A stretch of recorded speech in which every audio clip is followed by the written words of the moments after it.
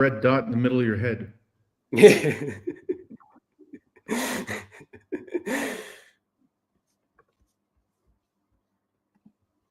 Okay, we're live.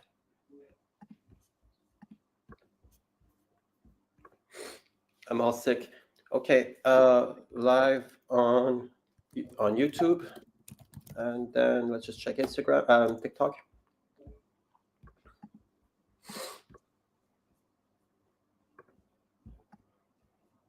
Okay. Hello, everybody.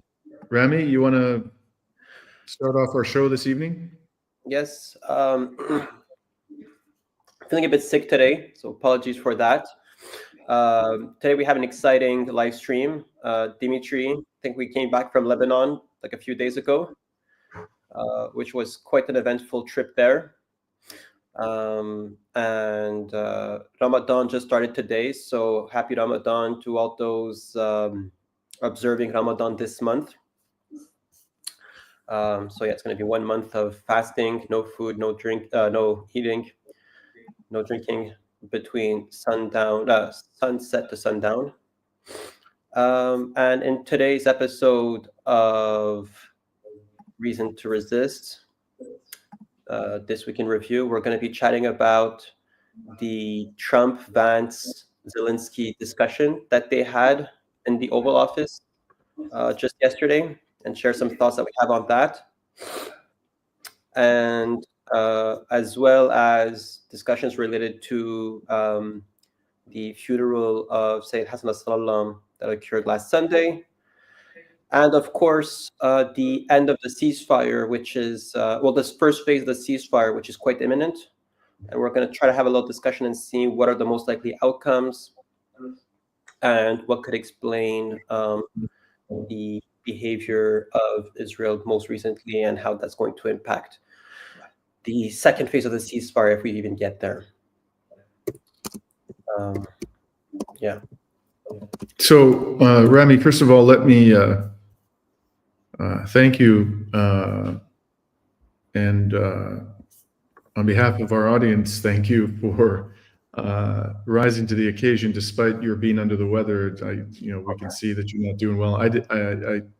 Everybody actually didn't know that Rami wasn't feeling well until we started this live stream, and I truly appreciate your mustering the energy to participate this evening.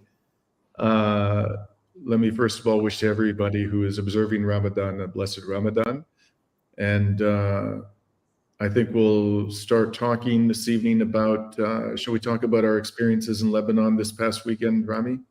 Shall we start it there? So yes. Maybe I'll just do a quick summary of what happened and invite you to chime in. So Rami and I arrived on the same day, although on different flights, because I was coming from Athens and he was coming from Sweden. And the next day, Saturday, we went, Sunday was the date of the funeral, February 23rd. On the 22nd, we went down to the very southern tip of Lebanon and stood probably a few hundred meters from the border of northern occupied Palestine, or as Israelis call it, Israel and Lebanon, in a village called, or what remains of a village called Kfar Kila. And we were accompanied on that trip by our good friend Hadi Hotait, who's a Lebanese journalist and who has been a guide for me on prior trips, by geopolitical analyst Laith Marouf, who is based in Beirut, and by Professor David Miller, a passionate defender of the Palestinian cause, who lost his position as a professor because of his advocacy for the Palestinian cause and has litigated against the University of Bristol in the United Kingdom for his wrongful dismissal and has won. So all of us went down to Kfar Kila. We were, I think I speak for everybody when I say that we were astonished by the extent of destruction. There was not a single building that had not been leveled or so severely damaged that it was uninhabitable. This is a town of 6,000 persons that was the pre-war population, and right across the border, which was separated from Lebanese territory by Israel's infamous concrete wall, we could see clearly the Israeli settlement of Metula, plus the military base that sits on top of the hill on which Metula is built. So the military base is right on the very top of the hill. On the side of the hill, sloping down into the valley, is the settlement of Metula. And we were able to compare very clearly the condition of the Israeli settlement and Kafat Akila. And even though Metula is reputed to be by the Israeli press and by Israeli colonists who live in the north of Israel to be the settlement that has been the most ravaged by the war, we did not see a single house in Metula. Hundreds of houses we could see standing. We could not see a single house in Metula that was leveled to the ground, or even, so severely damaged that it was dangerous to be in, at least from where we were, which is about 1 kilometer away. But as I said, every single structure in Kafat Akila was devastated, commercial, civil, whatever. So that was, and we spoke to a villager there. Hadi Hotate showed us a point in the Kafat Akila, which was a few hundred meters from the border, where days earlier he had gone to retrieve the body of his friend, who was a fighter for the Islamic resistance. All of this is reported on Reason to Resist in a report we published last weekend. And then the following day, we attended the funeral of Sayyid Hassan Nasrallah. I'll just say briefly, there were hundreds of thousands of people there. We don't know exactly how many, but it was absolutely massive. The stadium, which with all the seating on the field, probably accommodated around 70,000 people, was jam-packed. We were part of an international contingent of media, along with Laith Marouf and Hadi Hotate. And outside, there were many more people who were not able to access the stadium. Let me just say before I continue that we have to be careful about what we say on YouTube about this funeral, because YouTube is very sensitive about commentary relating to Hezbollah or other groups that have been designated as bad people by Western governments. So I'm just going to be sort of summary about this. There were tremendous, I think it's fair to say, sadness within the stadium. Whatever you might think of Sayyid Hassan Nasrallah, the people there obviously were very, very moved by the occasion. And twice during the ceremony, which lasted about 2.5 hours, Israeli warplanes flew overhead very low. Rami took an incredible video of one of the first flyover, which happened just as they were bringing the coffin of Sayyid Nasrallah into the stadium from behind a curtain. And that video has gone viral. What was the last number of views you saw on TikTok? Rami, was 7 million? We're at 4.6 million on TikTok, 800,000 on Instagram. Yeah, I think it's about 1 million on X too. Yeah. Yeah. It's really an incredible video. I didn't have my camera on at the moment, but Rami did, and he had the presence of mind to catch what happened. And when we tried to post that on YouTube, sadly, the YouTube powers that be immediately deleted it. Before it became public, literally within seconds of us uploading it, it was gone. So hence our caution in terms of talking about what happened that day. Nonetheless, we did publish a report on Reason to Resist about the funeral. It is a shall we say, carefully edited report, a much more fulsome report, which is just, there's no attempt to sanitize what we saw. We just say it like it is, express our views about what happened. You can find that on Reason to Resist's Rumble channel, where these things are not subjected anywhere near to the same level of scrutiny as on YouTube. So if you want to watch the full report, which is about twice as long as the report that we've published on YouTube, you'll find it on Reason to Resist Rumble. So Rami, before we go on, anything you want to share with the audience about those 2 days, both our visit to Kafat Akila and the funeral, bearing in mind the need to be cautious? Of course. Well, the first thing that I want to say is that after I went to Kfar Kila, I spoke to family members of mine who had lived in Lebanon, well, before the 21st century, right? So, I mean, talk about my parents who left in the 1980s, 1990s. And I told them, have they ever been to Kfar Kila? If they knew that village, that city. And they're like, of course, we've definitely been there. And I found it quite shocking because when we were there, completely destroyed in ruins, it just seemed like a just flat land, right? It's hard to imagine there was ever a civilization there, right? Or ever a society. And the way they were telling me that they've been to Kfar Kila, it's as if it was any other city in Lebanon, where there was businesses, markets, mosques, schools, like a society that was thriving. And I just had a lot of trouble believing it based on the images that we've seen. The residents of Kfar Kila were telling us that they didn't bomb the houses, they literally bulldozed them to the ground. So with a bulldozer, every single house in that village or in that city was leveled to the ground. And we also saw, and I think it's in the report that you published on Rumble and YouTube, the Israeli army drew stars of David on the floor of parks as a symbol of dominance, of showing their presence is there, and to trigger the native population of Kfar Kila. And Dimitri, you mentioned there's not a single home that was not still left standing. However, there was one house that was still standing, and it was the one right next to the UN peacekeeper observers. And the simple reason... I omitted to mention there's a UNIFIL base at the highest point of Kfar Kila. It's a hill overlooking the valley where the rest of the village is situated. You can see the Metula base, the Metula settlement, very clearly from that hill. And Rami, I should also just add, on that hill, I believe it was you or Hadi found, some wiring that is used to blow up things. So the Israelis left this behind. I don't think it was just bulldozing. I think they actually, did controlled demolitions of all kinds of structures in Kfar Kila, and they left the evidence that they did that.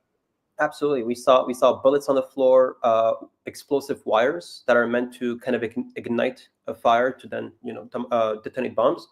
But the only reason why this house wasn't leveled to the ground, it's because it basically shares a wall with the UN peacekeeping mission.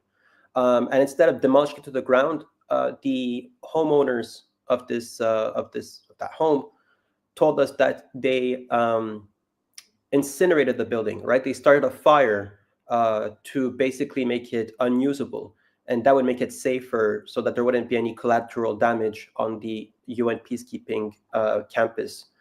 So, I mean, coming back from this trip, Dimitri, the only thing I could conclude is that Israel has a policy of terrorizing.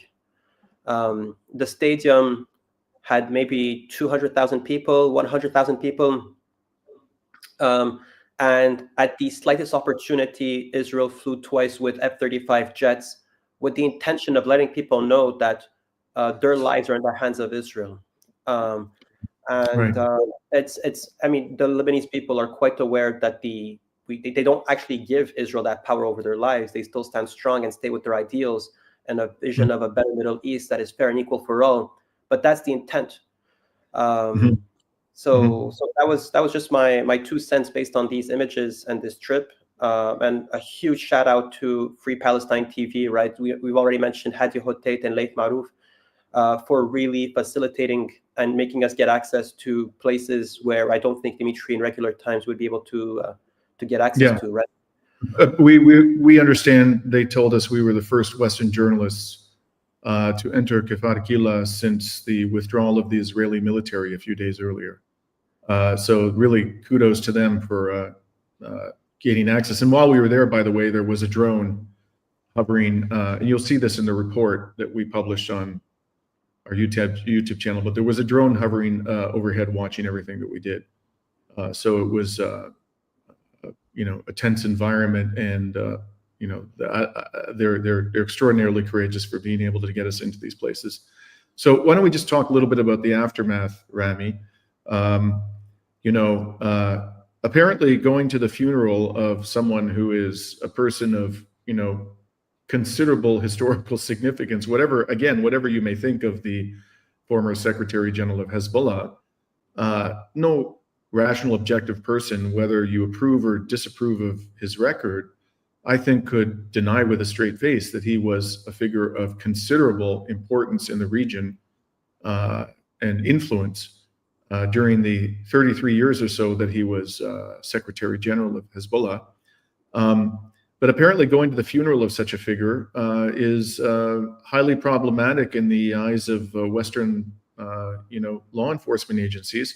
Could you please pull up image 1, Hadi? And this is a post on X by Haz al-Din, who is the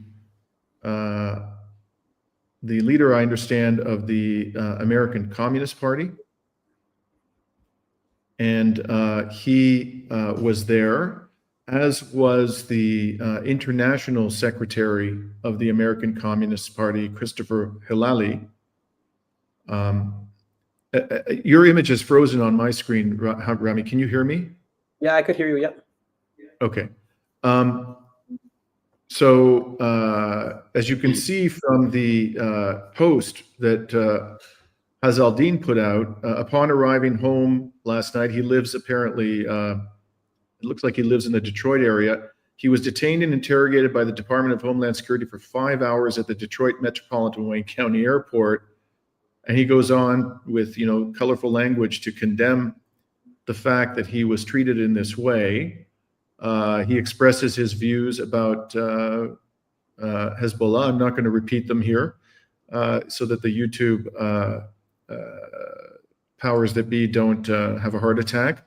You can find his views yourself on X. And he was accompanied, as I mentioned, by Christopher Hilali, the international secretary. We actually interviewed him. You can see our interview of Christopher in the stadium during the funeral on the Rumble version of our video. You can't see it on the YouTube version of the video. In any event, Christopher has confirmed to me today by email that he too was detained for 4 hours by the Department of Homeland Security when he came home. Now, if you could pull up image number 2, Rami. This is an image from, this is a post from David Miller, who, as we mentioned, is a professor, former professor of the University of Bristol in the United Kingdom, who accompanied us to Kfar Kila.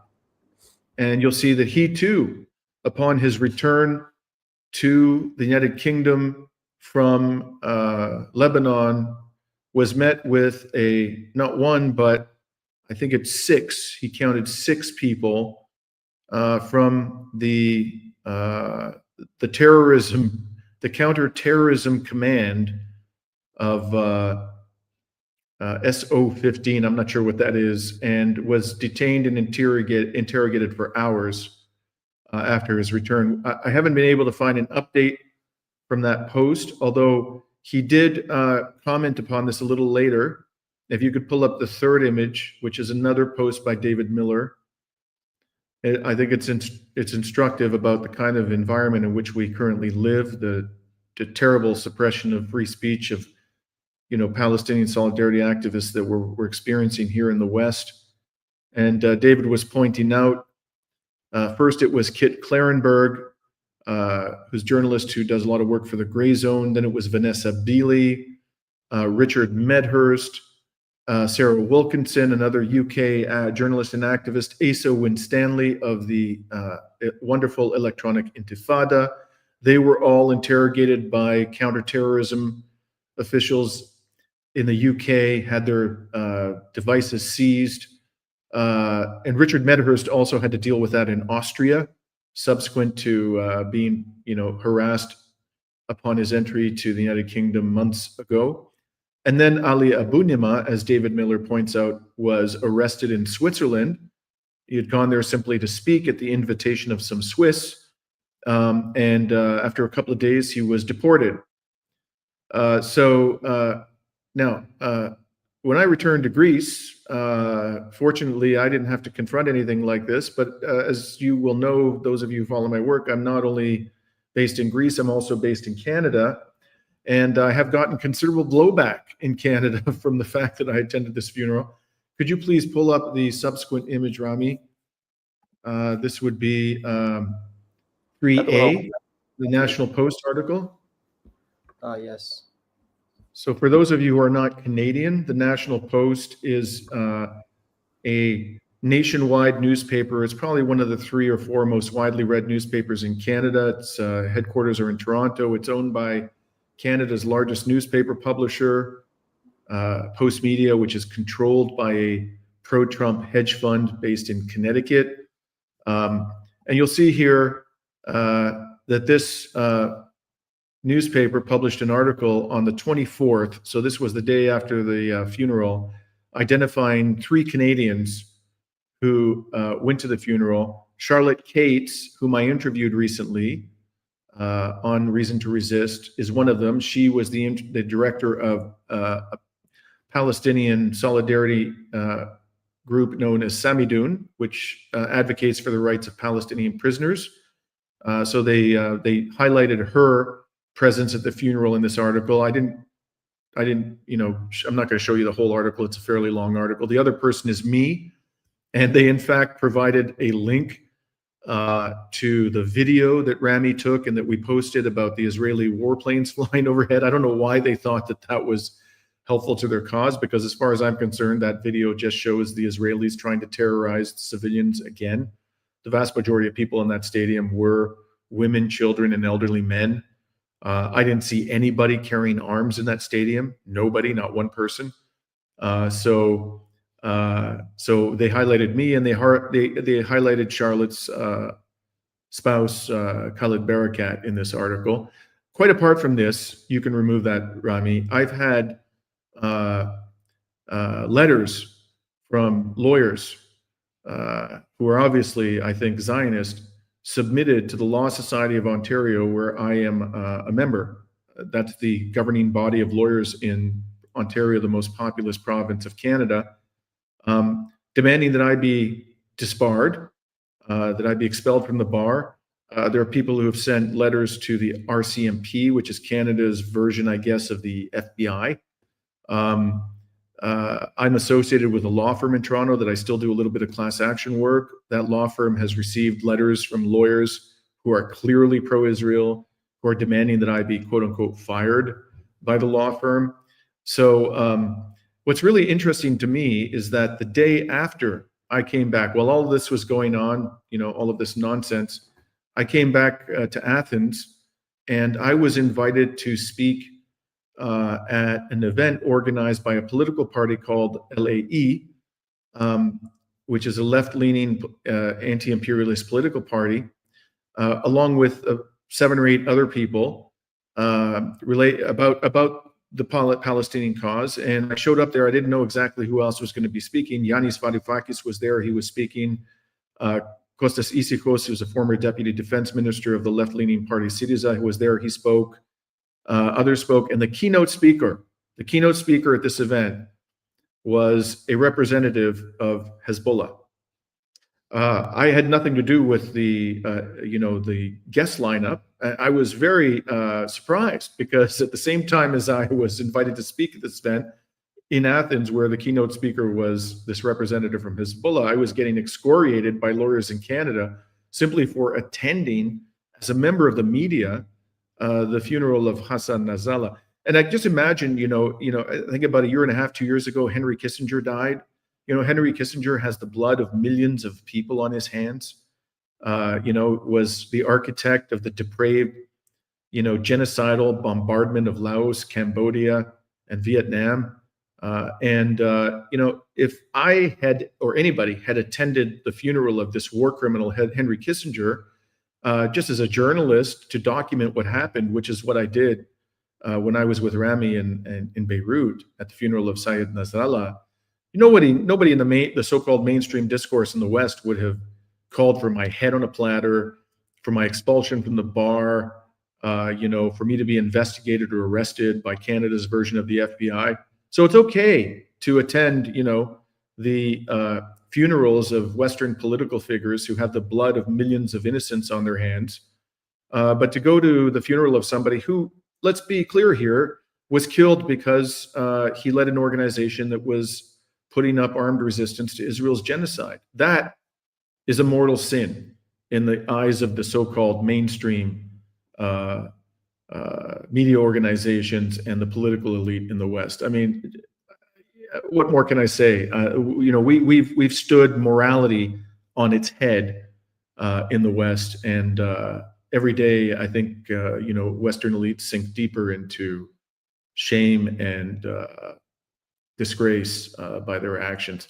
Before we move on to the subject of ceasefire, Rami, anything you want to add?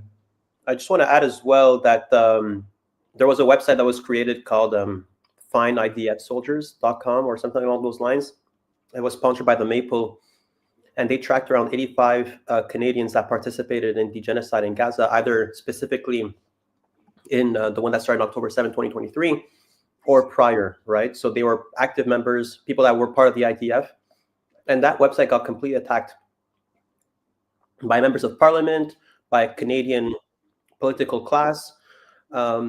Yet these people, to a certain extent, could be argued to have blood on their hands and be participating in actions that are consistent with war crimes. So, and to know that the elite is ready to quickly shut down these websites and target the people behind this website, while the same types of websites are created to target advocates of Palestinian cause, right? So there are websites like Canary Mission that basically stalk Canadians that are advocate for Palestinian cause, and then basically dox them, making their information public. So there's a clear, Dimitri, I don't think you're guilty of attending a funeral. You're guilty of being in support of the Palestinian cause, and people will do anything they can to shut us down and to let these Zionists just roam free in our country. And that goes back into the outrage against Eve Engler. I think we're going to speak a bit about this later on. To see someone put in jail for, I think it was a total of 4 days or so, because he got in prison on Friday, released on Monday or Tuesday, to just target advocates for Palestine. My more liberal friends are very quick to criticize Russia for what they would consider as undemocratic practices, but we're directly victims of those same practices in Canada. So you don't need to look too far outside. We don't need to look at Russia for anything that is going wrong in this world. Let's look at what's going back to in our own society. I think there's nothing to fear, right? We're going to come back to Canada, of course, but to know that there's a high chance that Canadians are going to be interrogated when they're coming back to the country. There's nothing democratic, and it's an attack against journalism, of documenting major events happening around the world. Imagine if there were no journalists covering the funeral that 1.5 million people attended of a historical figure. This is truly a stain on humanity. Yeah, we are experts in the West of throwing stones from glass houses. Thank you for reminding me, Rami, about the case of Eve Engler, a good friend of ours, an outspoken critic of imperialism, Canadian foreign policy, and Zionism. Eve was thrown in jail just before Rami and I departed for Lebanon 10 days ago. Why was he thrown in jail? Because he vigorously criticized on X a fanatical anti-Palestinian racist by the name of Dalia Kurtz. That's all he did. He just criticized her repeatedly for her hateful screeds. And she filed a complaint represented by another fanatical Zionist lawyer by the name of Neil Oberman from Montreal, alleging that Eve's criticisms of her amounted to criminal harassment. Eve never met her, never tried to interact with her face to face, never followed her, never emailed her. All he did was reply to a number of her anti-Palestinian posts, which were showing up in his feed on X because the algorithm was driving them there, not because he was seeking out her commentary. So he actually spent, as Rami mentioned, it was not 4, it was 5 days in prison. He was liberated finally on the day that I returned to Athens from Beirut on Tuesday of this past week. I interviewed him. You can find the interview of Yves. We interviewed him hours after he was freed from prison. And the charges against him are still outstanding. In order to get out of jail while these charges are pending, he had to sign an undertaking that he wouldn't communicate with Dalia Kurtz, which he was fully prepared to do from the very beginning. He had no real interest in communicating with her. But they also wanted him to sign an undertaking that he would not talk about the criminal charges against him, and he refused.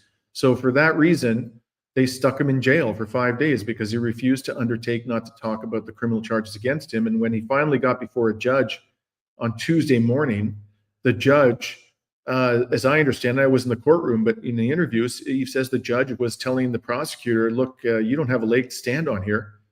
I'm paraphrasing. But basically communicated to the prosecutor that this demand that Yves not talk about the criminal charges against him publicly was unreasonable and excessive. And so that demand was dropped and Yves was freed. So basically what that means is that Yves spent 5 days in a jail, in a prison in Montreal for no reason. We'll see where these charges go. I believe they will be dropped eventually, but in the current, and they should be dropped. They should never have been brought. The charges are an absurdity, but in the current environment, one can never be sure. So let's move on. Sorry, go ahead, Rami. One funny thing, when Musk acquired X, I remember reading a tweet of his saying that he would protect anyone prosecuted for posts that they've done on X. And now we have clear evidence that people could do time in jail or prison for these tweets. And it just, I mean, there's nothing to be disappointed of, because we're all aware of Musk being a grifter or even just actively a member of the capitalist class or I mean, it's just a facade, his whole approach to freedom of speech. But then again, right, there's always that exception to free speech when it comes to Palestine, and we could just expect anything to happen with people that cross that red tape they put in for us. Right. So let's move to the ceasefire, and we're going to start by reviewing. We've been talking about free speech and the sort of media narratives around what's going on in Palestine. We'd like to start the discussion there. So if you could pull up image number 4, Rami. This is a screenshot from an article published by the Times of Israel in the past week about the hostages. Well, they don't call them hostages. About the 600 Palestinian prisoners who were released by Israel in exchange for a handful of detainees held by Hamas. And I just want to draw your attention here to you'll see the headline, over 600 Palestinian prisoners, right in the middle of that screenshot, freed as Hamas returns floor-slain hostages. And then underneath that, it says, you may not be able to read it, but it says more than 100 murderers and life-termers released, most of them deported to Egypt. 445 post-October 7th detainees returned to Gaza. Okay, now, let's first of all deal with 100 murderers and life-termers released. These people, whoever they are, were convicted in Israel's kangaroo courts.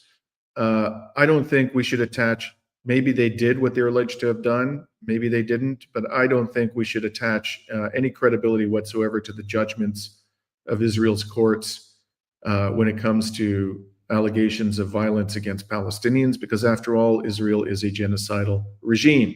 So I don't know that these persons were innocent of being murderers, the allegation, but I certainly don't assume that they were murderers just because Israel's courts said so. But what I think is most interesting about this is that it refers to the 445 persons whom it does not describe as murderers, as life-termers. The Times of Israel describes them as post-October 7 detainees. Now, if these people had criminal convictions entered against them by Israel's civilian or military tribunals, of course, they would have been described as murderers and terrorists by the Times of Israel. The fact that they were not described that way, these 445 detainees, means that they had no, I mean, we can infer safely, they had no convictions entered against them whatsoever. And yet they're not called hostages. Why are the people who were taken by Hamas into Gaza called hostages, but these 445 Palestinians who were held for no reason relating to criminal convictions, criminal charges, not referred to as hostages? This is of course, typical of all the discussion around the prisoners who are being released by both sides. The Palestinians have hostages, the Israelis have detainees. Now, let's go something that, to my mind, is even more egregious. That would be the BBC article. This is number 5, Rami. And this, as many of you may know, that one of the releases that Hamas did pursuant to the ceasefire agreement was the body of an Israeli mother and her 2 infant children. Their bodies were released to the Israelis as part of this prisoner exchange. And Hamas said months ago that the children and the mother were killed in an airstrike. They said this months ago. So the bodies are released to the Israelis. The Israelis claim to have done a forensic examination led by this character. You can see his name highlighted there, Chen Kugel. And Chen Kugel reports, quote, "There's no evidence of injuries caused by bombing." This is what he said. And so the IDF has since insisted that these 2 children, these infant children, Ariel and Kafir, were killed with the bare hands of Hamas militants.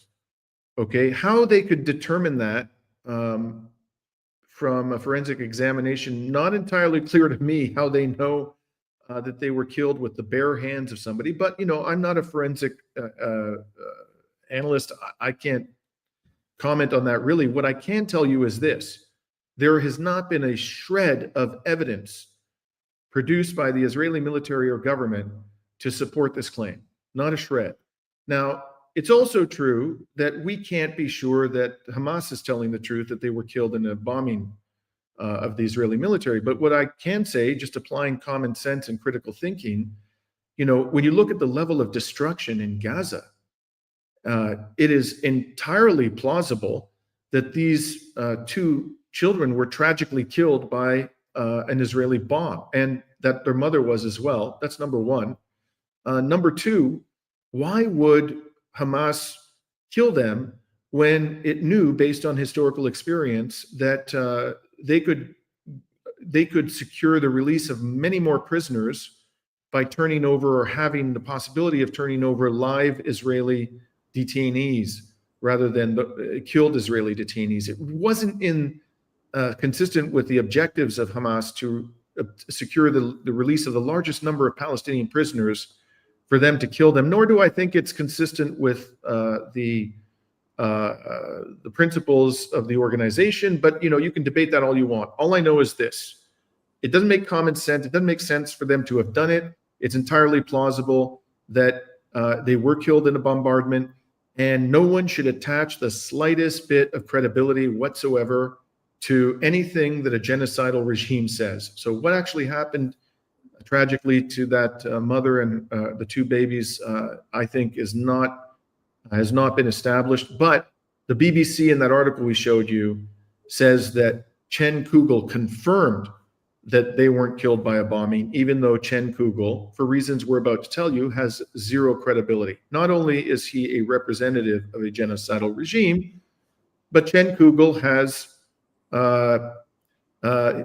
appeared previously in the discourse around the genocide in Gaza. And could you pull up image 6, please? And you'll see here, this is an excerpt from the Wikipedia page of Chen Kugel.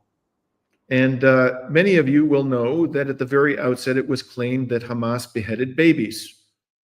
Well, that has been debunked, that claim, which was used to justify the horrific massacres in Gaza by Israel's genocidal military.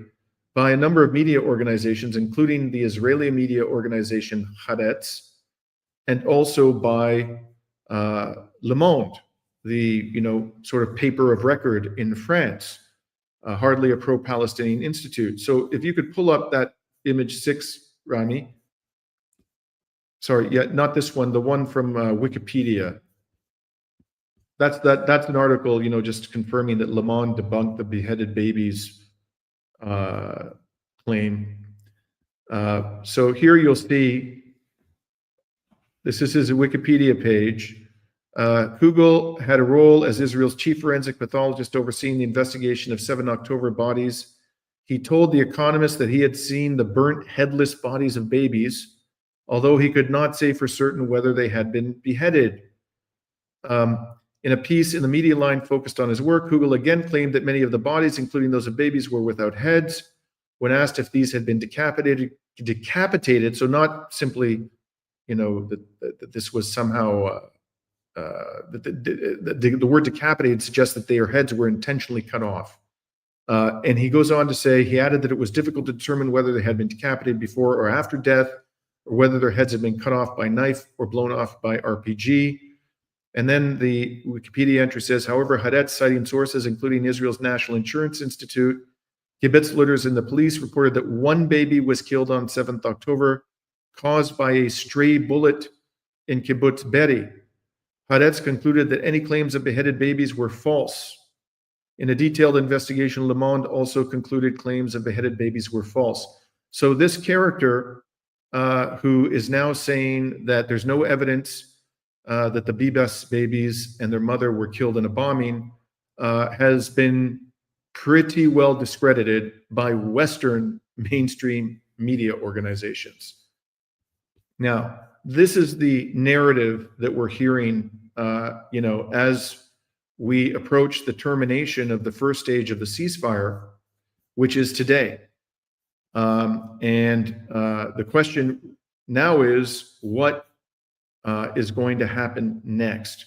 So Rami, if you could remove that image, please, and thank you.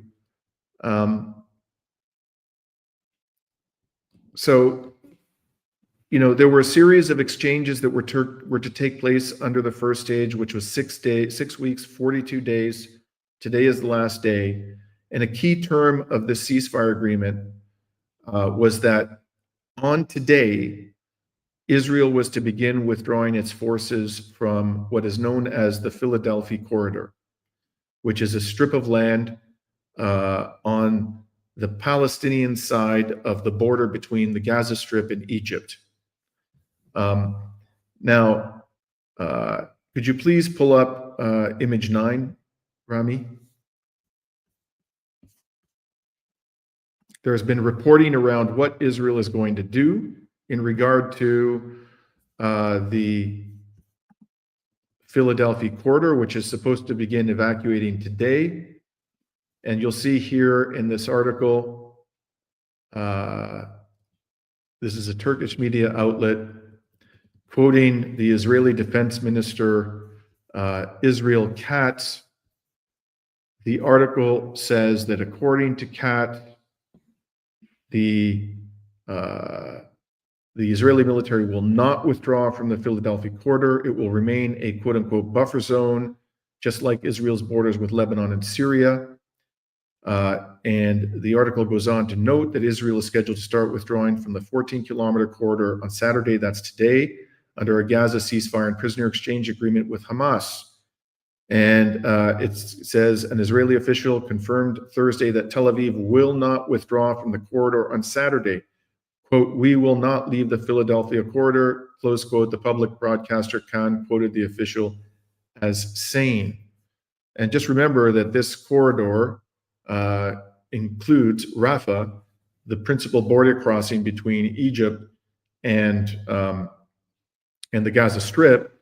And there have been hundreds and hundreds of humanitarian aid trucks sitting there waiting to bring desperately needed humanitarian aid into Gaza. But with Israel in control of Rafah, the Rafah border crossing, and the entire Philadelphia corridor, that has been impossible to achieve. And whether or not aid gets in and in what quantities from that particular border crossing is entirely in control of Israel, as long as Israel occupies the Philadelphia corridor. So I think you can fairly infer that Israel does not want to relinquish control over the amount of humanitarian aid that gets in. Now, let's be very clear here, and we can go to image 8, please, Rami. This is an article from the Times of Israel. And you'll see there that the Times of Israel is reporting that Netanyahu is holding extensive security consultations with various characters in the Israeli security apparatus. And what they are saying, you'll see the headline, that the Israelis want to, quote unquote, extend the first phase of the ceasefire, which terminated today. Well, what does that mean exactly? If you go on and read the article, you'll find out that what that means is that Israel wants to secure the release of the remaining hostages without withdrawing from the Philadelphia corridor. But that's not the deal that Israel signed. Israel signed a deal which said that the remaining hostages will only be released if if both sides comply with their obligations under the first phase. And one of those obligations on Israel's side is it commences the withdrawal from the Philadelphia corridor today. So what this all means, folks, despite all of the, language employed by the Israeli media and the Western media, you can see reporting like this in mainstream media organizations. They're saying things like, Israel wants to renegotiate the agreement or so forth. This is all nonsense. What is going on is that Israel's violating the agreement. Israel agreed that if Hamas released the designated hostages or detainees, whatever you call them, during the first phase, it would begin withdrawing today from the Philadelphia corridor and would complete its withdrawal in 9 days. Israel is saying we're not doing that. That's just a straight up violation of the ceasefire agreement. It's not entitled to renegotiate the agreement. It has no basis to renegotiate the agreement. What it is clearly trying to do is to maintain strict control over this critically important part of the Gaza Strip while securing the release of the remaining hostages. Dimitri, Yes, go ahead, Rami. I mean, there's clear intent from the really beginning of the first phase of the ceasefire, the first day of the ceasefire, that Israel intended the war to continue. They didn't allow any temporary shelter, the mobile homes, to enter the Gaza Strip because it doesn't intend to let Palestinians ever settle, really. And that was from the first day. These homes were supposed to enter. I think they let in a dozen or so homes that was meant to be used for Red Cross and international aid groups that are currently based in the Gaza Strip. But Dimitri, just a question that I had, which was, can the first phase of the ceasefire continue without prisoner swaps? Because I think I remember reading the details of the first phase is that the second phase, as long as we don't get into the second phase of the ceasefire, the first phase is still in effect even after the expiration of the deadline. Yes, as I understand the agreement, it's a very good point, Rami. As I understand the agreement, as long as they are negotiating, and apparently there is some negotiation going on right now, the ceasefire remains in effect.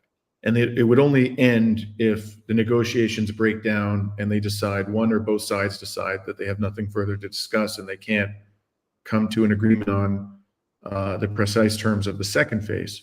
So Rami is quite correct to suggest that we could be in a period now of days or weeks where there are no further releases of detainees on either side. There's no further withdrawal of Israel from the Philadelphia corridor or the few areas of the Gaza Strip it continues to occupy. And there's no resumption of the heavy bombardment of Gaza or no further intrusion of Israeli ground forces into Gaza. So this this is one of the scenarios that we're looking at. This could just we could just be in the limbo of a ceasefire with no progress really being made on any side for days or even weeks. Or the negotiation could break down at any point, in which case Israel would quite possibly resume the bombardment, send forces back into areas of the Gaza Strip it had withdrawn from at the outset of the ceasefire, or they might secure an agreement. I mean, we just don't know at this stage where this is all going to go. But in addition to the violations that Rami mentioned, they also did not allow into Gaza Strip, as they were required to, heavy equipment to remove rubble and help the emergency workers in Gaza recover bodies from demolished buildings. And the level of humanitarian aid that was coming in was far below what Israel agreed. And as Euromed Monitor has documented, during the first phase of the ceasefire, Israel has massacred well over 100 Palestinians in Gaza. So Israel has violated this ceasefire 6 ways from Sunday, just as it always violates. It treats ceasefires like toilet paper. It just did that. It's doing that in Lebanon right now as we speak. And in Syria. And in Syria, absolutely. So the last thing I think we want to say about this is, of course, we haven't mentioned Donald Trump. Donald Trump is reported to have, browbeat Netanyahu into entering into the ceasefire agreement to begin with. Donald Trump, since then, has made many statements suggesting that he'll go along with whatever Israel agrees in regard to the subsequent phases of the ceasefire. He's even publicly expressed skepticism that they're going to get through to the second or third phase of the ceasefire. But I think what is most remarkable, Rami, of all the things that have happened that have come out of Trump's camp since this ceasefire began, is a video that Trump just posted, or somebody posted on Trump's Instagram channel. In case you haven't seen it, we'd like to show it to you. And even if you have seen it, it's worth looking at it one more time. And I'm not going to comment as we show you this brief video. It speaks for itself.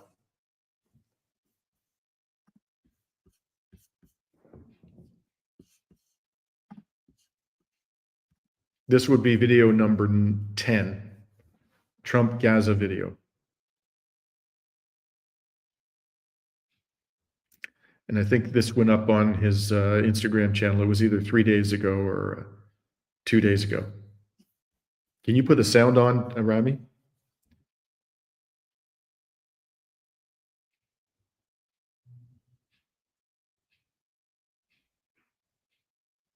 Oh, sorry, were you getting any sound? I wasn't hearing any sound. Let me try again.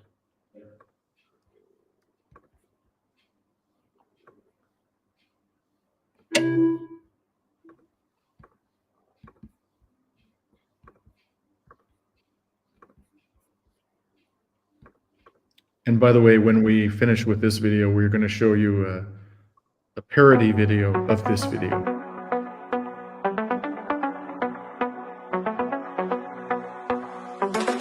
Donald is coming to set you free, bringing the light for all to see. No more tunnels, no more fear. Trump Gaza is finally here. Trump Gaza shining bright, golden future, a brand new light. Feast and dance, the deal is done.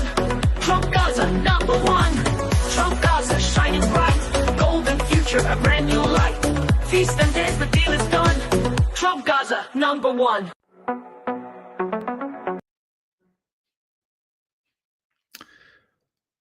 Lots we could say about this, Rami. I just want to focus on one thing, and that is, since Trump came back into office, he's done a lot of highly destabilizing and outright shocking things, including this. And I've been listening to this commentary coming from people who are understandably gratified about some of the things that Trump is doing, most notably his efforts, or at least his ostensible efforts, to stop the war in Ukraine. I actually, I very much hope that Trump succeeds in bringing an end to that awful, depraved proxy war, whatever his motivation may be, okay? And there are people in the anti-imperialist community and the alternative media, who I think are influenced by the fact that Trump is doing things like that. And he's also talked about reducing military spending and the necessity of avoiding World War III. So sure, anti-imperialists hear this kind of language. It's music to their ears. I get that. But a lot of people in this community of anti-imperialists are saying things like Trump is a genius. He has a master plan. He's playing 3D chess. Somebody, I'm not going to name this person, somebody I, respect in the alternative media even said he's playing 5D chess. He's like playing a form of chess that nobody else knows how to play except Donald Trump. Now, I don't know how anybody could watch this video and come to the conclusion that Trump is a master strategist.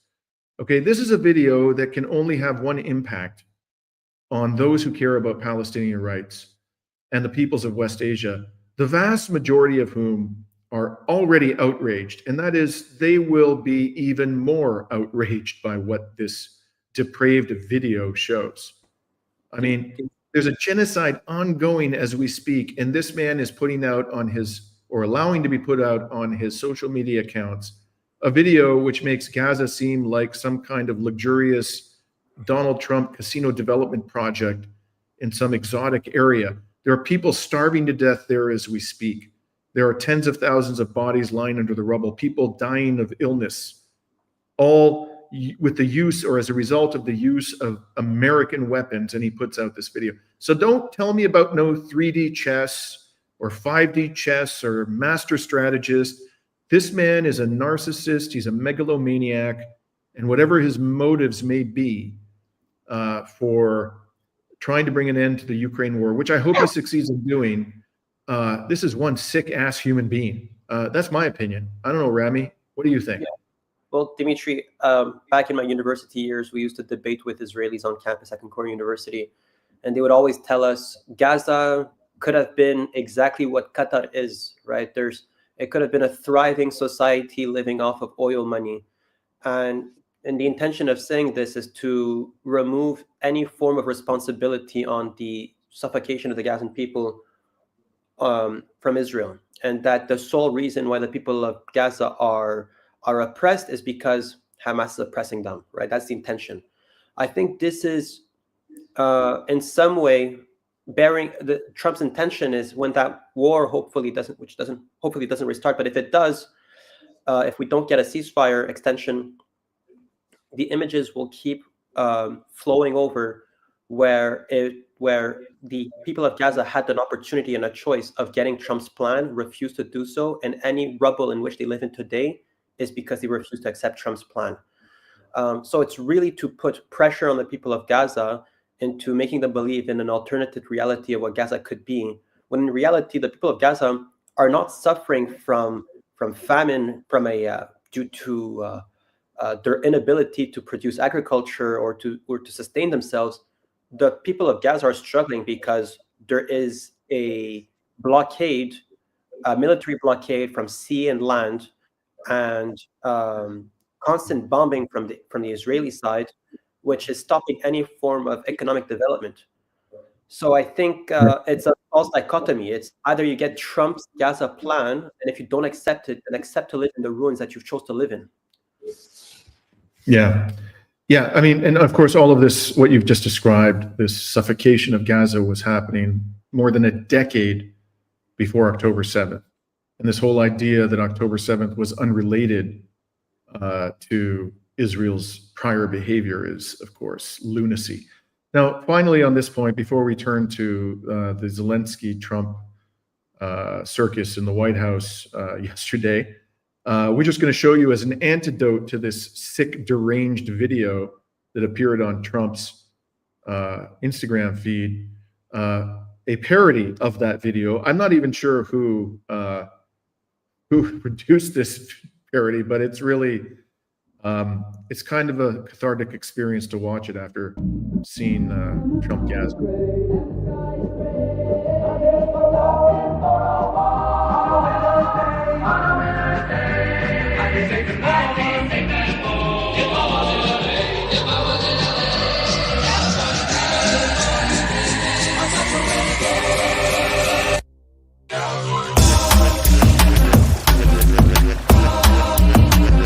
Yeah.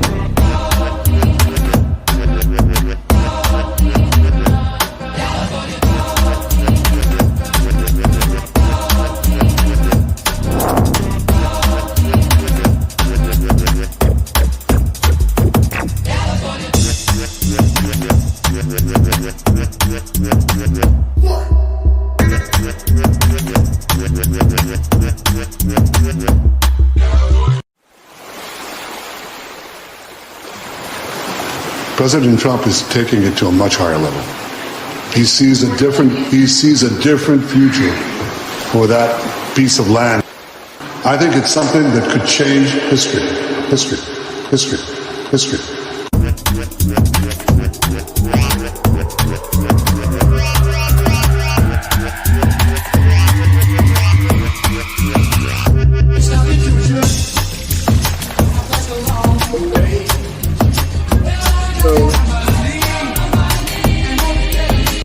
Like Rami, have we lost Rami?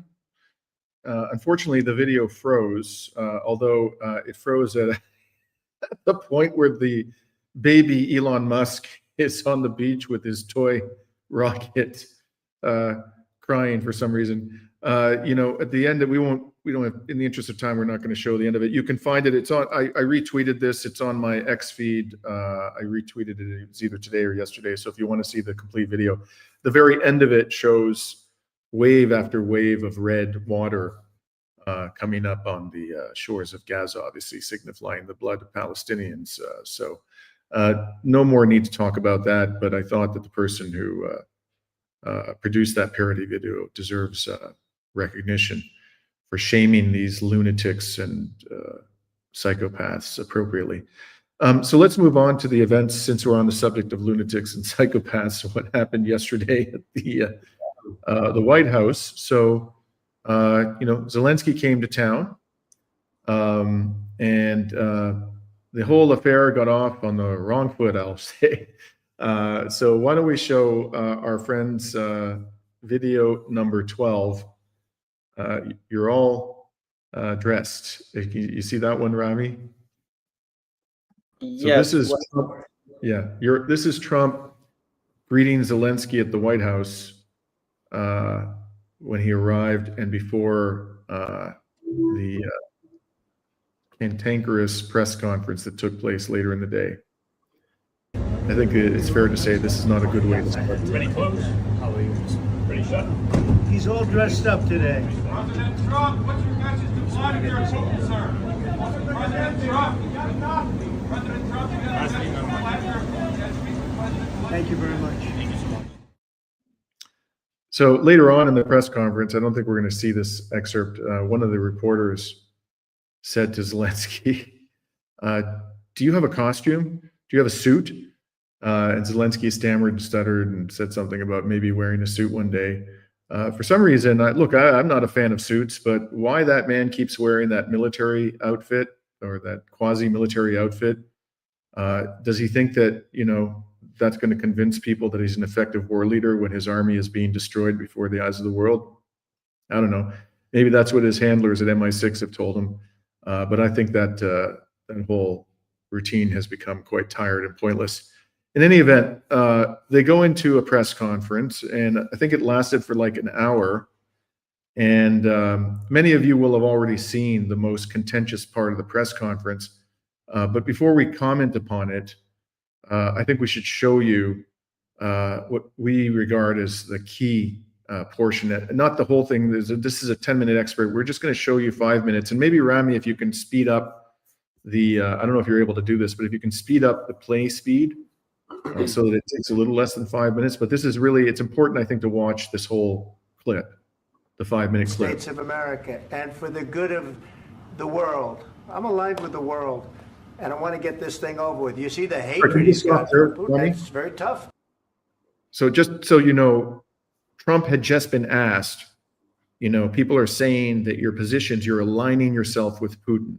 That was the question. How do you respond to the claims that you've aligned yourself with Putin? Trump says, I'm aligning with the world. Could you go on, please, Rami? For me to make a deal with that kind of hate. He's got tremendous hatred. And I understand that, but I can tell you the other side isn't exactly in love with, you know, him either. So it's not a question of alignment. I'm aligned with the world. I want to get the thing set. I'm aligned with Europe. I want to see if we can get this thing done. You want me to be tough? I could be tougher than any human being you've ever seen. I'd be so tough. But you're never going to get a deal that way. So that's the way it goes. All right, one more question. Hey, I will respond to this. So look, For 4 years in the United States of America, we had a president who stood up at press conferences and talked tough about Vladimir Putin, and then Putin invaded Ukraine and destroyed a significant chunk of the country. The path to peace and the path to prosperity is maybe engaging in diplomacy. We tried the pathway of Joe Biden, of thumping our chest and pretending that the President of the United States' words mattered more than the President of the United States' actions. What makes America a good country is America engaging in diplomacy. That's what President Trump is doing. Can I ask you? Okay, can you stop right there, Yeah. Remy? Yeah. So before we go on, you'll note that what has happened thus far is Trump and JD Vance, the vice president, are responding to a question from the media. For some reason, Zelensky decides that he is going to debate with them in front of the media their response to the question. So this is what Zelensky has to say. Okay, so he occupied our parts, big parts of Ukraine, part of East and Crimea. So he occupied it on 2014. So during a lot of years, so I'm not speaking about just Biden, but those time was Obama, then President Obama, then President Trump, then President Biden, now President Trump, and God bless, now President Trump will stop him. But during 2014, nobody stopped him. He just occupied and took. He killed people. You know what the contact line? 2015. 2014. 2014 and 2015. 2014. Yeah. So I was, he killed. I was not here. Yeah, but That's exactly but- right. Yes, but during 2014 till 2022, yeah, the situation the same. The people are been dying on the contact line. Nobody stopped him. You know that we had conversations with him, a lot of conversation, my bilateral conversation, and we signed with him. Me, like a new president. In 2019, I signed with him the deal. I signed with him, Macron and Merkel, we signed ceasefire. Ceasefire. All of them told me that he will never go. We signed with him with gas contract. Gas contract. Yes, but after that, he broken this ceasefire. He killed our people and he didn't exchange prisoners. We signed the exchange of prisoners, but he didn't do it. What kind of diplomacy, JD, you are speaking about? What do you mean? I'm talking about the kind of diplomacy that's going to end the destruction of your country. Yes, but if you Mr. are not President, strong- Mr. President, with respect, I think it's disrespectful for you to come into the Oval Office and try to litigate this in front of the American media. Right now, you guys are going around and forcing conscripts to the front lines because you have manpower problems. You should be thanking the President for trying to bring an end to this conflict. Have you ever been to Ukraine that you say what problems we have? I have been to. Then come once. I've actually watched and seen the stories, and I know what happens is you bring them on a propaganda tour, Mr. President. Do you disagree that you've had problems bringing people into your military? We have And problems. do you think that it's I will respectful answer. to come to the Oval Office I of the will United answer. States of America and attack the administration that is trying to prevent the destruction of your country? A lot of questions. Let's start from the beginning. Sure. First of all, during the war, everybody has problems. Even you, but you have nice ocean and don't feel now, but you will feel it in the future. God You don't- bless. You don't know that. God bless. You don't know God that. bless. You Don't- will not you have gotta- a war. Don't tell us what we're going to feel. We're trying to solve a problem. Don't tell us what we're going to feel. I'm not telling you. Because I'm you're in no answering on this position to question. dictate that. That's exactly Remember what this. you're doing. I'm not You're in dictating. no position to dictate what we're going to feel. You We're will- going to feel very you will good. feel influence. We're going to feel very I'm good and telling very you, strong. You will feel influence. You're right now not in a very good position. You've allowed From the yourself very- to be in a from very the very bad position, beginning and he of the happens war. to be right about From the it. very beginning of the war. You're not Mr. in a good Brown, position. I You don't was have in the a- cards right now. With us, you start having not playing cards. cards. But right now, you I'm don't. very Yeah, you're playing serious, cards. Mr. President. You're I'm playing very cards. serious. You're I'm gambling the with the president lives in of war. millions of people. You think- You're you- gambling with World War What you're- III. what you're You're speaking gambling about? with What you're World speaking War about? III. And You- what you're doing is very disrespectful to the country, this country. I'm That's with all backed respect to you your far country. more than a lot of people I'm said very they respect. should have. Have you said thank you once? This A lot entire of meeting? times. No, in this Even entire meeting, today. have you said Okay, thank you? why don't we today. stop You there, went to Randy? Pennsylvania and So, there's a lot one can say about this extraordinary exchange. I don't think I've ever seen anything like this, where not just in the American context, in any political context, leaders of a country sitting, before a gaggle of media, having this kind of a heated debate about a question of this, or any question, but a question of this importance. I'll try to, keep my comments limited on this, but the first thing is Zelensky has demonstrated in this exchange his extraordinary incompetence. These are not things, especially when you are as dependent upon the United States as Zelensky's regime is. These are not things you want to say in front of the media. You find some diplomatic language when the world is watching, and behind the scenes, you speak more candidly. So even after being the president of Ukraine for 5 years or so, he's demonstrating, I think, enormous political immaturity. Secondly, Trump is absolutely right when he says that he's gambling with World War III. In fact, if Western leaders had listened to Volodymyr Zelensky, he was calling for a no-fly zone imposed by NATO at the very beginning of the war, which would have resulted unquestionably in direct military conflict between NATO and Russian forces, which probably would have escalated to a nuclear war.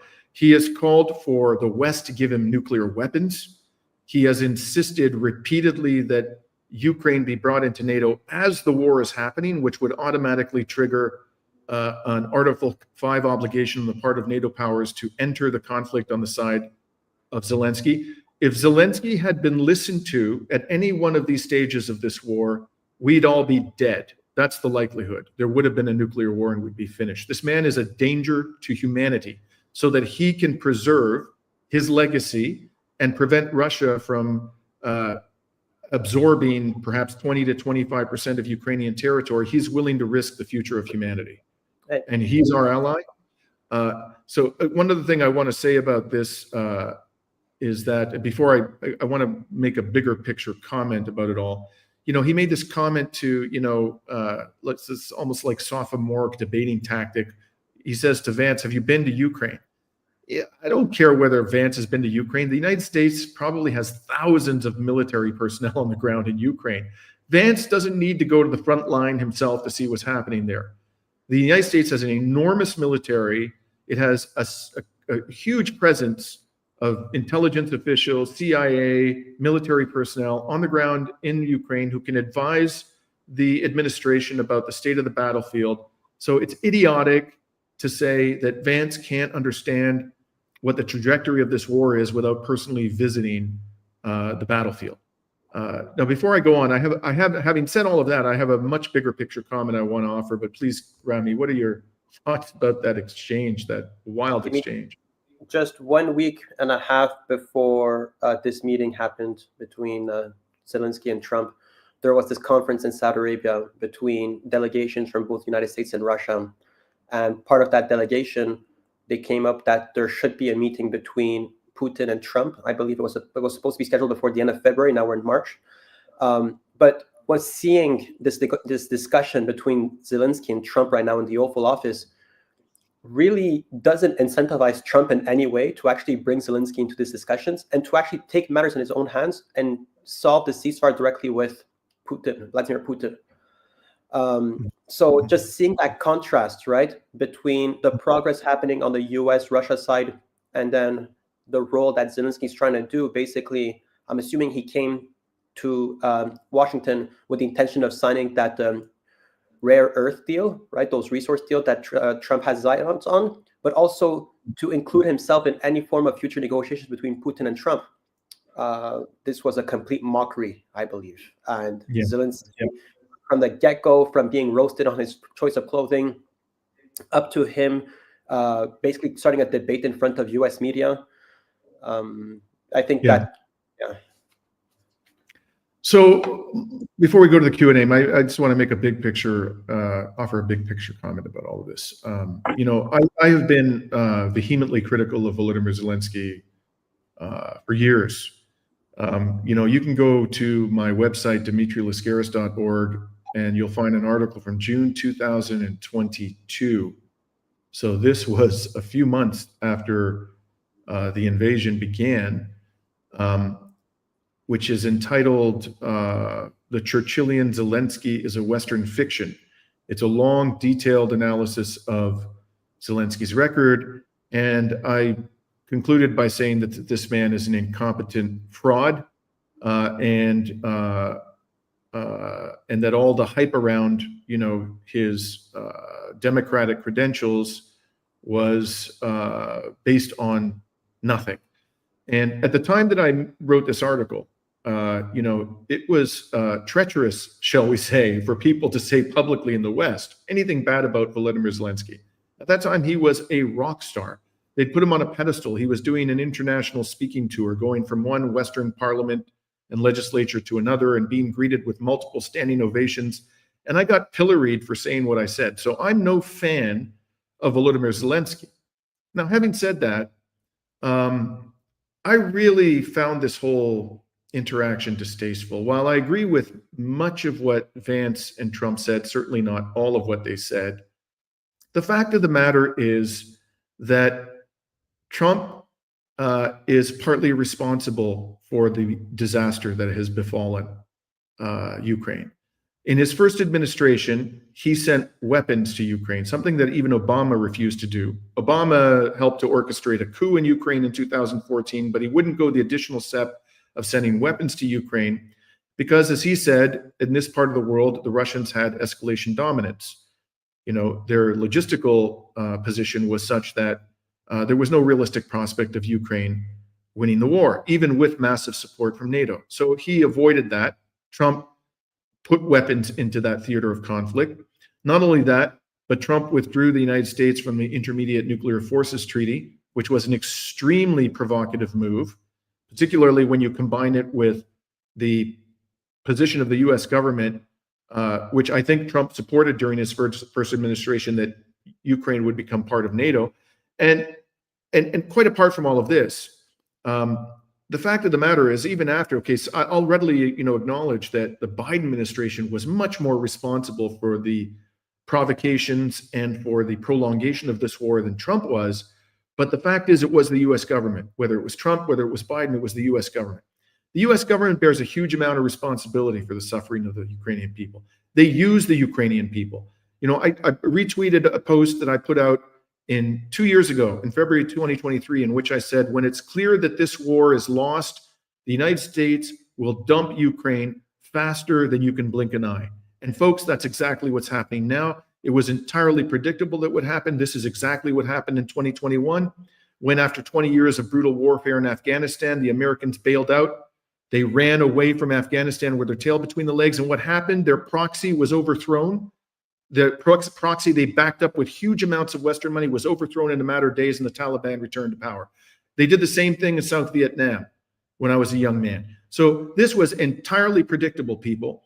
The United States is responsible for the suffering of the Ukrainian people as much as anybody, and they have an obligation to rebuild that country. They're not the only people. I believe the Russians as well. I think a big chunk of that $300 billion, which the Russian state funds, which the West froze at the outset of this invasion, should be allocated to the reconstruction of Ukraine. I've been saying that for years. Let's be humanitarian here and recognize that this country has destroyed and that there's a lot of blame to go around, and it's time for us to rebuild that country. But what is Trump doing? While telling us that he cares about the Ukrainians and that that's why he wants to bring this war to an end, he's insisting that the Zelensky regime, which has no negotiating leverage, basically hand over hundreds of billions of dollars of mineral wealth to the United States government in exchange for nothing, This is Trump is saying, well, we're just going to recoup our investment. This is not an investment. Your government destroyed Ukraine. You used Ukraine in order to try to destabilize Russia, dismember Russia, and bring an end to the government of Vladimir Putin. That's what you did. That's what your predecessor did. So this agreement, which I've read, some of you may know that in the last few days, Zelensky's regime and the Trump regime, which is what we should call it, agreed to a deal which would see Ukraine put 50% of the revenues from future mineral wealth, and not just minerals, it's not just rare minerals, it's all of Ukraine's natural resources. Read the agreement. You can find it on the internet. 50% of the revenues from the exploitation of all of Ukraine's natural resources in perpetuity. There's no time limit on it. There's no dollar limit on it. Okay? And the United States, I'm going to read to you because, you know, what Zelensky has been saying in response to the demands that he signed this agreement is that in exchange, the United States has to give security guarantees. Now, I don't want the United States to give security guarantees because I think that's basically just a substitute for NATO membership, and that's going to get us into World War III eventually. But it is nonetheless a reasonable position on the part of the Ukrainian government that if you're going to give this massive amount of wealth to the Americans, a country that is absolutely destroyed and needs hundreds of billions of dollars to be rebuilt, it has to get something meaningful in exchange. So what does this agreement say about security guarantees? This is the language I'm reading verbatim. The government of the United States of America supports Ukraine's efforts to obtain security guarantees needed to establish lasting peace. Participants will seek to identify any necessary steps to protect mutual investments as defined in the fund agreement. That's it. That's what Ukraine is getting in exchange for signing over to the United States what could amount to hundreds of billions, even trillions of dollars of natural resource wealth. And we are to believe that Trump's motivation for bringing an end to this depraved proxy war is the well-being of the Ukrainian people. If you believe that, I have a bridge to sell you, my friends. This has nothing to do with the well-being of the Ukrainian people. Trump could not give a damn about the well-being of the Ukrainian people. Now, again, I repeat, whatever his motivation may be, I hope he succeeds in bringing this war to an end for the sake of us all, and particularly the Ukrainian people. But no one should have any illusions that Trump's motivation is to save or protect them. This is all just a business transaction which he wants to enter into to enrich himself and his oligarch friends like Peter Thiel and Elon Musk and Jeff Bezos and the rest of those greedmongers. I'm finished ranting now, Rami. Before we go to the Q&A, you want to add anything? Well, first of all, I think, Dimitri, this was all very, kudos to you, Dimitri, for actually writing this article, especially in the early months of the war, when it was kind of hard to take a stance on Ukraine. But again, I think this is, as you've mentioned, a copy-paste of different cases in history. Zelensky is joining the ranks of Iraq and Libya, or maybe not Libya, but of governments that the United States supported and then pulled the plug whenever it was convenient. So it's honestly extremely sad to see Ukraine being entirely extracted of any wealth it has in perpetuity, and knowing that with the compound effect of these investments and this money being drained out of Ukraine, this is going to cripple this country for decades. And one thing that we've learned in history is that bad peace deals don't really stand strong for a very, very long time. I really wish Ukraine was in the hands of a better leader. That this could have been all very, very avoided in 2014 and even in 2022. So folks, I think we're ready to go for Q&A. We only have 5 minutes left. Maybe we could stretch it a bit longer. Yeah, why don't we go for 15 minutes, Rami, if that's okay with you? I really, again, I appreciate you hanging in there with your That's okay for me, but I'll probably hide my camera at some point. So first of all, we have a couple of questions that I wanted to go through. The first questions were from Yuri Smuter, who says, your thoughts on, he posted 3 questions, but maybe we could just start with one for now. Your thoughts on Doug Ford's re-election as Premier of Ontario, and your thoughts on the very sad fact he got endorsements of most major unions over the Liberal Party, NDP, and the Greens. So for those of you who aren't from Canada, Doug Ford is the Conservative Premier of Canada's most populous province, Ontario.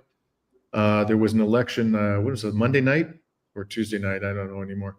Or was it last night? It was sometime this week. He was returned to power in a majority. I think, is this his 3rd electoral victory in a row, Rami? I believe it's his 3rd. I believe so in the election war yesterday. At least Sarah, yes. You know, Yuri, and hi, Yuri. Thanks for joining us today. I think this is really sort of a sad commentary on the state of Canadian politics today.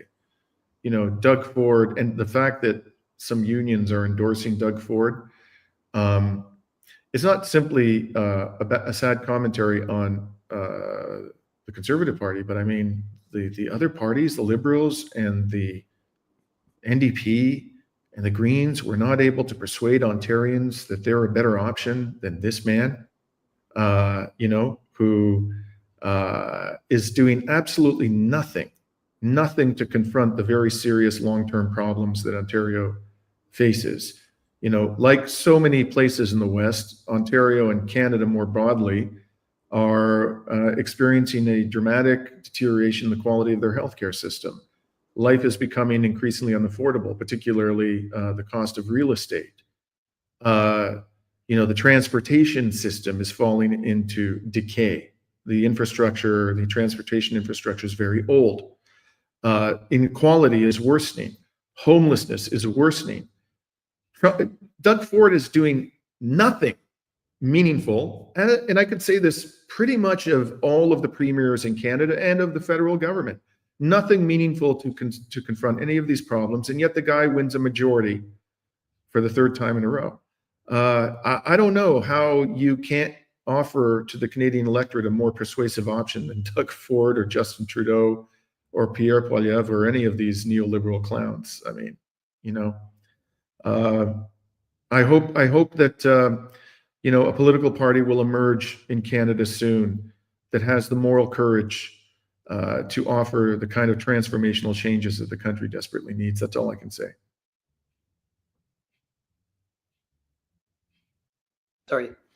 And we had another question here from Joanne Bijou George, who says, can you explain why are there protests in Greece right now? Sure. Hi, Johan. Thank you for the question. 2 years ago, on February 28th, 2023, there was a deadly train accident in the north of Greece. It was the worst rail accident in Greece's history. A passenger train heading north, which had hundreds of passengers on it, was allowed to transfer over onto a track on which there was an oncoming freight train. There was a head-on collision, and at least 57 people died. Some of those people actually managed to survive the collision itself, but they were consumed in a massive fire that broke out immediately after the collision. The fire, it appears, was caused by a highly flammable hydrocarbon that was being carried in large quantities illegally on the freight train. And during the few days following the accident, as inspectors showed, as emergency workers showed up to put out the fire, and inspectors then came on the scene, somebody ordered the area where the fire had happened to be covered with soil. So there are strong suspicions that there was a cover-up, that this train was carrying illegal cargo and there was a cover-up. So far to date, the government has denied this, although some officials and employees of the rail company have been charged with criminal offenses. No politician has been charged with criminal offenses. So there's a tremendous amount of anger in the country about this, but this is really kind of at the surface, underneath it all, because everybody seems to be in agreement that the accident itself resulted, at least in large part, from decaying rail infrastructure and the absence of modern safety systems and the poor training of railway staff. What really is lying underneath the surface is massive discontent about austerity. Greece was subjected to a vicious program of austerity commencing in 2010. It still is groaning under the weight of that austerity regime. It caused depression-era levels of economic contraction. And Greece could have a modern and safe railway system were it not for the austerity. So people are fed up with that. And so the families of the victims called for a general strike to be held on the 2-year anniversary of this horrible tragedy. That was yesterday. And all over the country, pretty much every merchant, as far as I can tell, observed the call to the general strike, and all over the country there were unprecedented protests. And like here where I am now in Kalamata, which is a town of 70,000, at least I was at the protest yesterday. I published a report about it last night. There were at least 10,000 people out there, if not, in excess of 20 in a town of 70,000. And, that'll give you a sense. And this is not a town, Kalamata, which is particularly militant by the standards of Greek politics. So I'm hopeful that this tragedy will catalyze into a broader movement for transformative political change in Greece, where the people have had enough of neoliberal austerity. And Dimitri, I think we can't remove this from the context of other strikes and protests happening as well in Yugoslavia, former Yugoslavia, right? So in Serbia, there was a similar, a canopy of a train station collapse, killing 11 or 12 people. So I think there's people in the Balkans are waking up to the dangers of austerity and these neoliberal policies of the European Union that has really put these countries to the ground and at the mercy of Europe. There's great momentum happening in that region, and I did a little report on the protests in Serbia. Dimitri, there was your report on what's happening in Greece, and I think we should really put a bit more focus into that as well. There was a question over here, which is and yeah, I see Johan's comment. The EU is the reason for this. I totally agree, Johan. The EU has been a disaster for the well-being of the peoples of Europe. So yeah, there's a question here from Big Basil saying, "Is this a good YouTube channel?" I think we are. Anyways, Johan Dimitri George, his question again is there armed resistance rising in Syria against the HTS regime? Well, I have to rely on people who I've interviewed in that regard, principally two people who are very knowledgeable. They're from Syria, and they're very knowledgeable about the current state of affairs in the country. Kevork Almasian, although he's of Armenian origin, he's from the city of Aleppo. And Laith Marouf, who, although he's currently based in Beirut, has family in Syria and is intimately familiar with the state of things in Syria. And both of them agree that in some parts of the country, particularly the Mediterranean coast, so this would be Latakia area, there is armed resistance developing, not just on the part of Alawites, who are concentrated there, but also on the part of Christians. Now, interestingly, I'm curious about your thoughts about this, but there seems to be, we were all anticipating there was going to be some serious conflict in the north of the country in areas occupied by the US forces and their Kurdish allies. But the PKK just entered into a truce with Turkey. So it doesn't seem like, I'm not sure exactly what the PKK and the Kurdish forces in the north east of the country are going to do ultimately when it comes to HTS, but at least when it comes to Turkey, which is backing HTS, they've entered into a truce. So hopefully that part of the country will not be consumed in violence as many people had expected.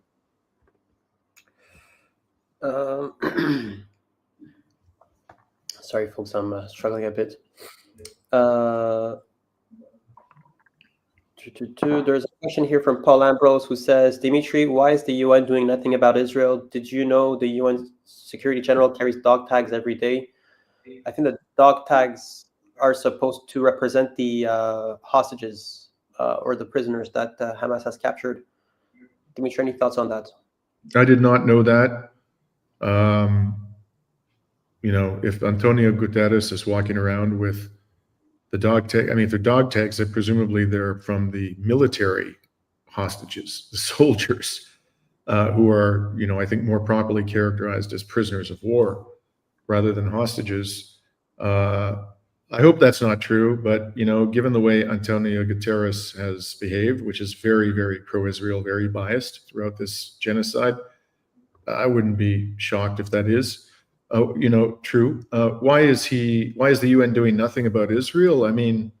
The UN is, as I've argued many times, it is a deeply flawed organization structurally.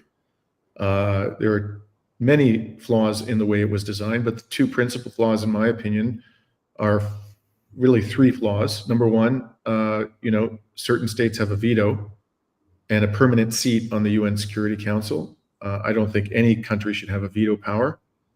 But if you're going to give a veto power, you should give it to countries, that are more representative of the human population than Britain and France. There's absolutely no reason why Britain and France, which economically and militarily have become chihuahuas, should each have a veto. And why India, for example, would not have a veto power, or Indonesia, which is another very big country, or Brazil. But I don't think anybody should have a veto power. So that's number one. Number two, the General Assembly's resolutions are not enforceable. They don't have the force of law. So that's a flaw. I think the General Assembly, because it is the one that is most representative of the human population, should be able to adopt resolutions that all member states are required to respect. And the third thing is that voting in the General Assembly is not weighted. So you have this ridiculous scenario where, Vanuatu or the Marshall Islands with 30, 40,000 people, they have their vote is weighted equally with, China and India, which have, 1.5, 1.6 billion people. That makes no sense at all. There should be some system of weighted voting in the General Assembly, which at least, acknowledges to some degree that the human population is not distributed equally amongst the member states. There are other flaws, as I said, but I think fundamentally those are the three most important ones. And unless they get fixed, particularly the veto power, I think the UN is doomed to sink into irrelevancy, and it's going to have to be replaced one day by a completely new organization, structured very, very differently and more democratically.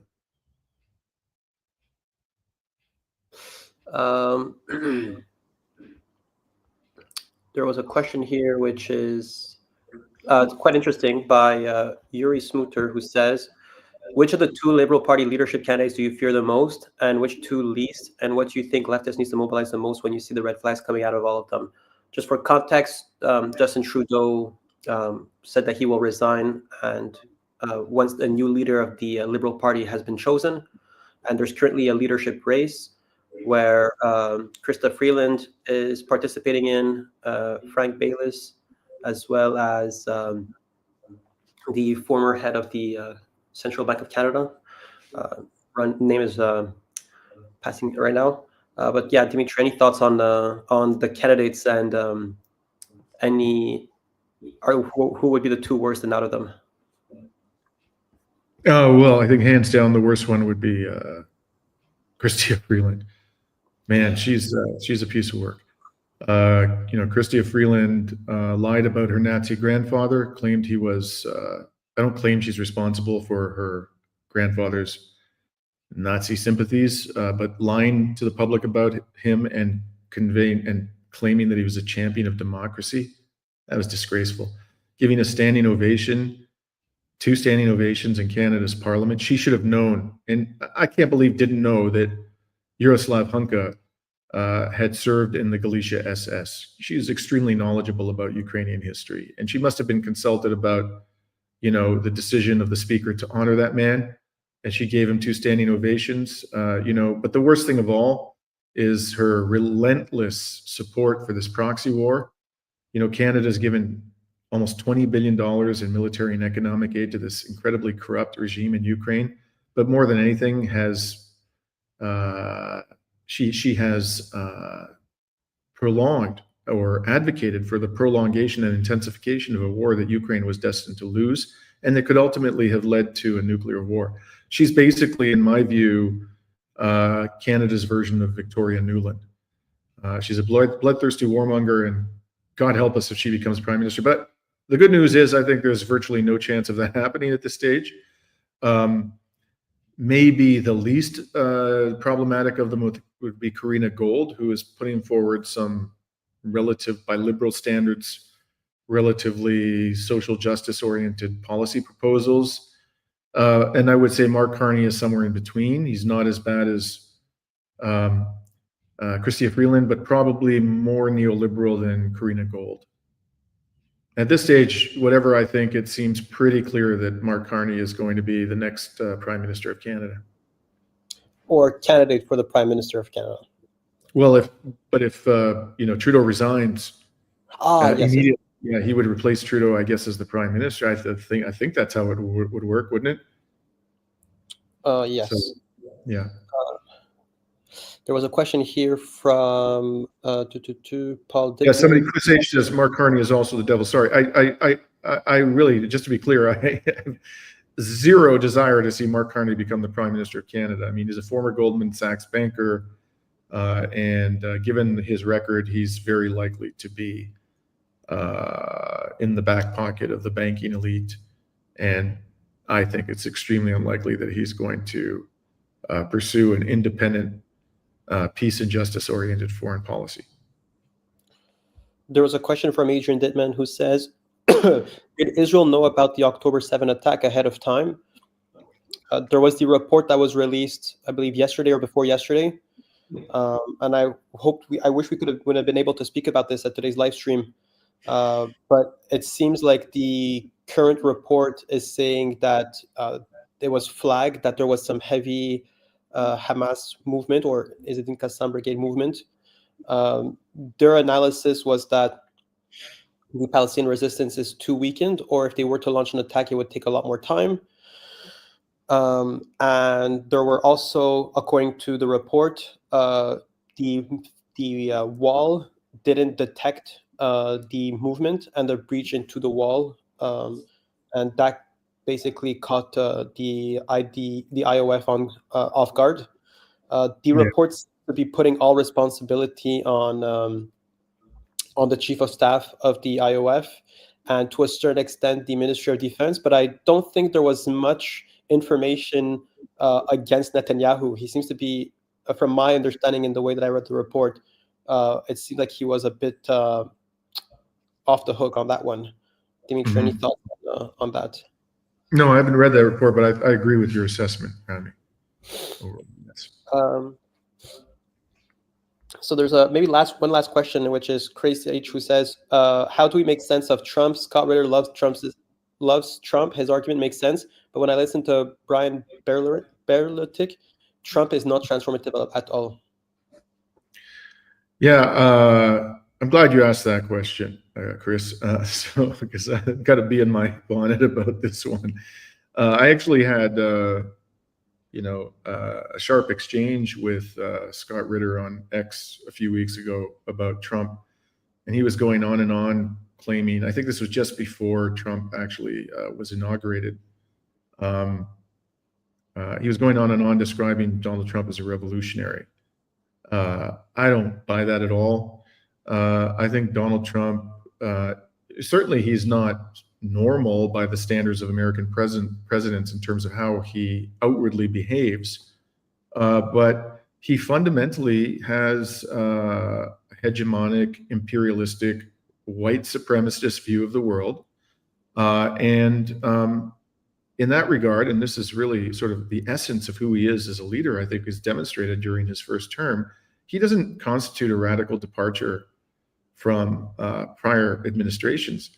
In one respect, he is radically different, and that is he is much more blunt, shall we say, about his true objectives than other administrations are. And I think that this is a big part of the reason why the political establishment hates him so much. He just, his mouth goes off and he says things that they would never say publicly, but that they think and sometimes express privately. But if you look at the substance of his policies, like I said, the man actually, he claims that, this war would never have happened if I was the president in Ukraine, but he was the one who started sending weapons to Ukraine. He keeps saying, I'm a peacemaker. Well, it's not him who ended the war in Afghanistan, it's Biden who did that. He also assassinated Qasem Soleimani, the top general of Iran, almost plunging the entire region of West Asia into a devastating war. And the only reason why that didn't happen is because the Iranian government showed significant restraint. So in actual fact, I totally am, aligned with Brian Berletic on this one. I don't think Trump is transformative at all. And I think at the end of the day, what we're going to find out, and I'd love to be wrong about this, is that he's going to exacerbate the decline of he's going to accelerate the decline of the American empire. Folks, I think we should end this live stream. Apologies, folks, for the cold. Hopefully, I'll be better next time. I think for this week, I'm going to try to do some reporting in Romania with the Călin Georgescu saga. He was arrested or detained briefly back in Bucharest, I think yesterday or 2 days ago. So I'm hoping to do a bit more fact-finding on that. And maybe, Dimitri, I'm going to be calling the Yemeni Airlines, Yemenia, to see if they could let us in, or what kind of paperwork is required to let us into Sanaa. So that's on me. Dimitri, anything exciting coming up this week? Things are evolving so rapidly. It's hard for me to fix a schedule for the coming week.